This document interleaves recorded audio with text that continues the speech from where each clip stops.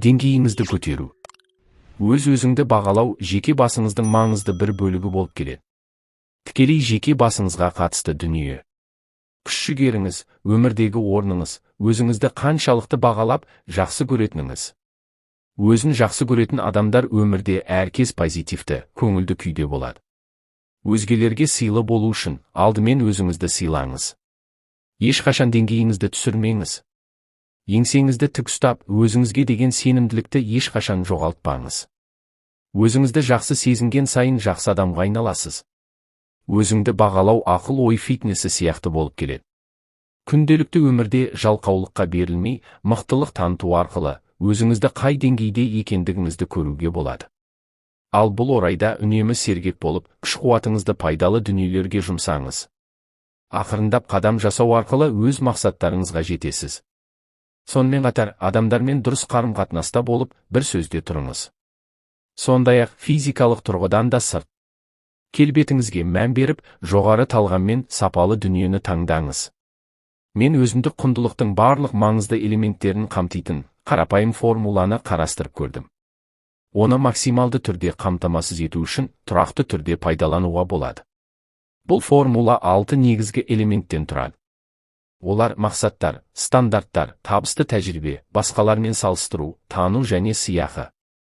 Сонымен өзіңізге деген сүйіспеншілік пен құрмет сіздің мақсаттарыңызға қаншалықты тікелей әсер етеді. Міндетті түрде жоспар құрып, жоспар бойынша әрекет етіңіз. Неғұрлым жоспарды жазып, оны орындаған сайын, өзіңізге деген сенімділікті арттыратын боласыз. Әрбір жеткен жетістік сіз үшін құнды бола бастайды, және табысты бола бастаған сайын, күш-жігеріңіз артып, рахатқа бөленіп, 2 есе табысқа жетуді көздеп, жүйелі жұмыс жасауға үйрететін болады. Формуланың екінші құндылығы – стандарт. Ең бірінші кезекте, адам дұрыс ойлана білуге. Әрі жан-жақты креативті дүниелер мен идеяларды ойлауға ерік берген дұрыс. Жоғары деңгейде ойлана біліңіз. Арзан ойлы болмаңыз. Жұмысыңызды жақсы көріп, істеген кезде ғана нәтиже көре аласыз. Көптеген адамдар жұмыстарына разы емес екендігін айтады. Олар табысқа жетемін деп қаншалықты тырысады. Мен олардан жұмыстарын қалай жақсы көріп, тіпті қалай жүректерінде сақтай алатындығын сұраймын. Бұл орайда олар еріксіз істейтіндерін айтады, өздеріне сай емес жұмысты таңдап алғандары анық көрініп тұрады. Өзіңізді бағалау формуласының үшінші құндылығы – табысты тәжірибе. Мақсат пен стандартты бекітіп алғаннан кейін, ары қарай орындау тәжірибемен байланысты. Мақсатты қойғаннан кейін, оны күнге бөліп, орындап отырыңыз. Ол үшін уақыт керек. Тіпті кейде сіз жетістікке жеткен кезіңіз сізге байқалмауы да мүмкін. Бастапқы кезде бұл үшін шыдамдылық керек. Айталық, сіз бір жылда белгілі бір соманы табуды мақсат етіп қойдыңыз. Әрине, сіз оған ай, апта деп жоспар құрасыз.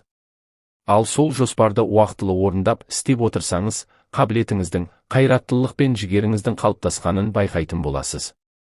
Ал бұл сізге сенімділік береді. Өзіңді дамытудың төртінші элементі – басқалармен салыстыру.